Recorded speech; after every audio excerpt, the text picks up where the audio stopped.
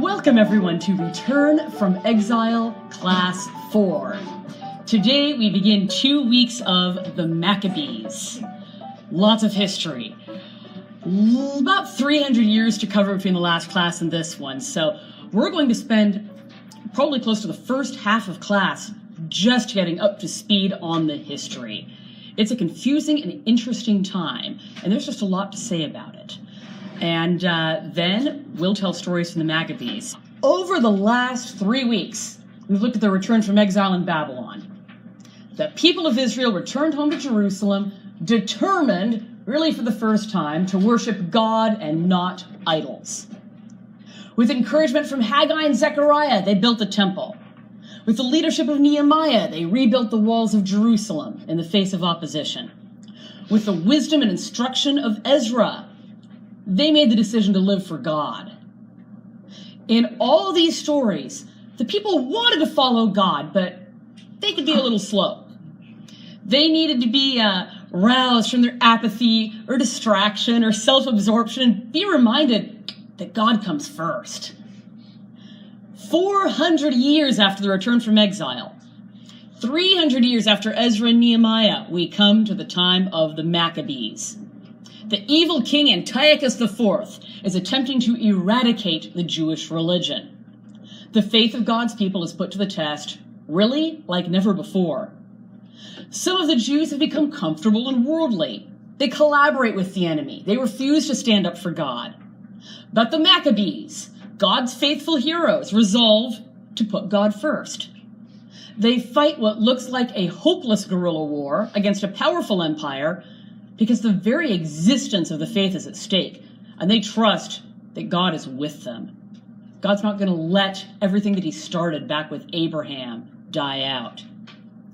It's David and Goliath all over again. Little guy versus the big guy. And the Maccabees not only save the nation, they even win independence from the mighty empire surrounding them. The Maccabees were able to stand for God in what looked like a hopeless fight because they put God at the center of their lives. God was their highest good, the point around which everything else revolved. He was more precious for them even than their own lives. And we'll see a lot more of that next week when 2nd Maccabees talks about the martyrs. They tried to live God's way, to follow his commandments no matter what the cost. And they trusted that God would take care of the rest. God calls us too to place him at the center of our lives, to choose to live his way, no matter what, and trust him to take care of us. He's got us in his hand. So, where do these books of 1st and 2nd Maccabees come from?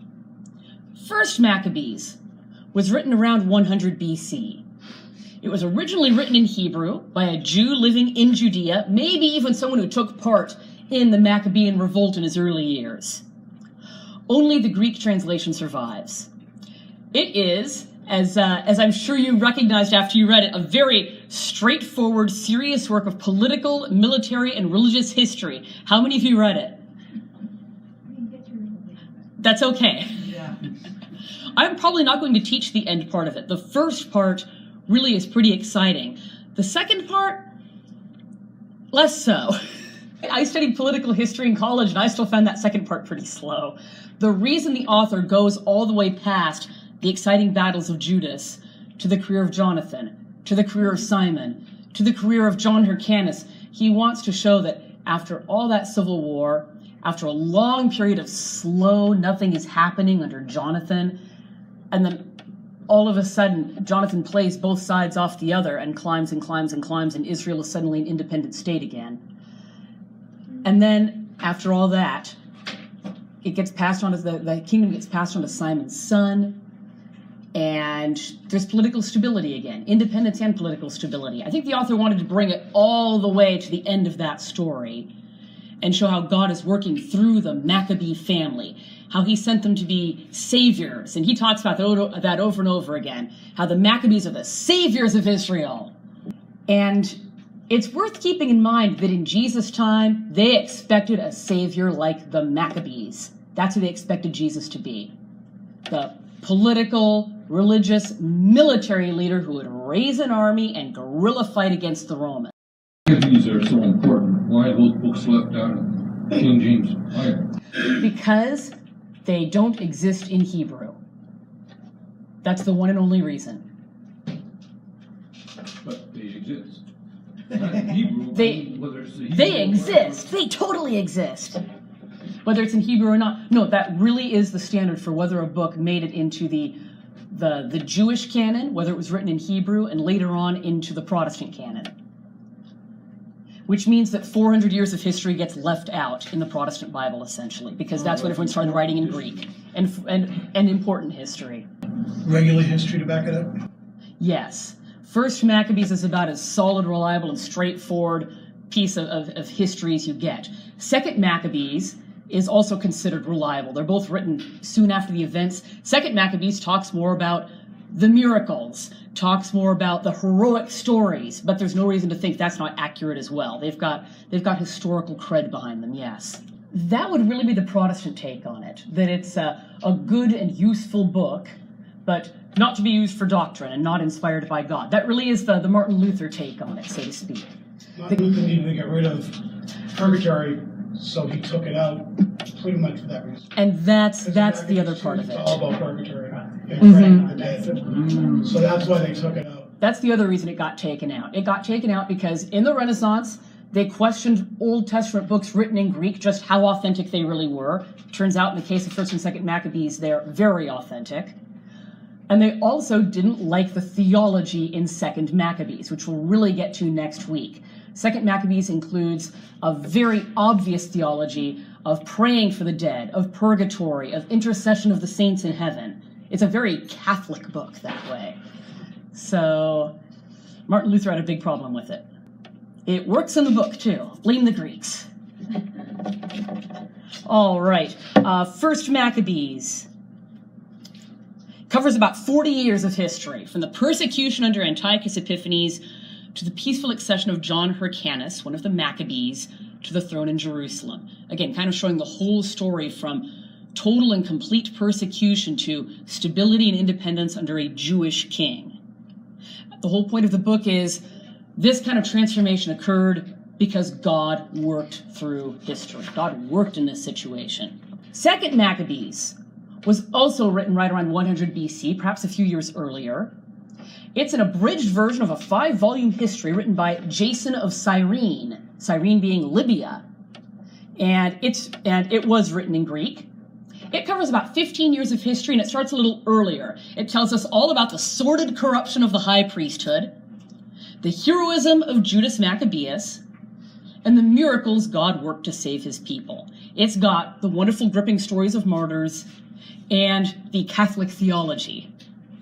Somebody asked a couple weeks ago about 3rd and 4th Maccabees. I took a look at them. 3rd and 4th Maccabees are not in the Catholic canon. They are in some of the canons of the smaller Orthodox churches. The Ethiopian Orthodox Church tends to have a few of the extra books like that. 3rd Maccabees is technically not about the Maccabees at all. It's the story of the high priesthood about 50 years before this. But stories of the Maccabees became so popular after this time period that they just tacked the term 3rd Maccabees onto it anyway. Here's the backstory to your favorite adventure. It's a prequel, exactly. 4th Maccabees is a sermon, and it's a sermon that sounds like a work of Greek philosophy, and it uses all the examples of the Maccabean martyrs. It's about reason over passion. God calls us to choose reason over passion. It's the terminology used is very Greek philosophy, but it talks about how the martyrs, they didn't let their earthly passions sway them. They didn't listen to the flesh. They listened to reason. They listened to what was right. They listened to what God called them to do. So it's a Christian sermon in Greek philosophy language. Not sure the Maccabees would have approved. That's 4th Maccabees. It's really not a history of the Maccabees. It's an exhortation to live God's way, and it uses illustrations from mostly 2nd Maccabees. You said the Jewish folks is something like canon? Say that again? The Jewish folks don't use it? It is not in the Jewish canon, and a lot of Jews go, why is this not in our canon? This is the Hanukkah story. Yeah. But the reason is because it was written in Greek. but it's still very important to them? That's a really good question. No, the word Maccabee is a nickname for Judas. It means hammer. He's the hammer of Israel. And the Jews celebrate Hanukkah? Yes. So where do they get this Hanukkah story from? From 1st and 2nd Maccabees, and also from the But they Talmud. don't acknowledge the Pope. Tradition. Wow. I thought I was confused. Anyway, the word Maccabee, though, it started out as a nickname for Judas, and then it gets applied to everything around him, to his family. You know, you get Jonathan Maccabee and Simon Maccabee and the Maccabee family, and it gets applied to all of his followers, the Maccabees. It gets applied to the whole movement, you know, the Maccabee movement, and then it gets applied to the whole time period, the era of the Maccabees. So it's a word that gets all those uses. Another confusing thing. This is the era where you've got Hebrew and Greek going on. The names can often get translated both ways. Judah Maccabee is the Hebrew-ish version of his name. Judas Maccabeus is the Greekish version of his name. I may switch back and forth.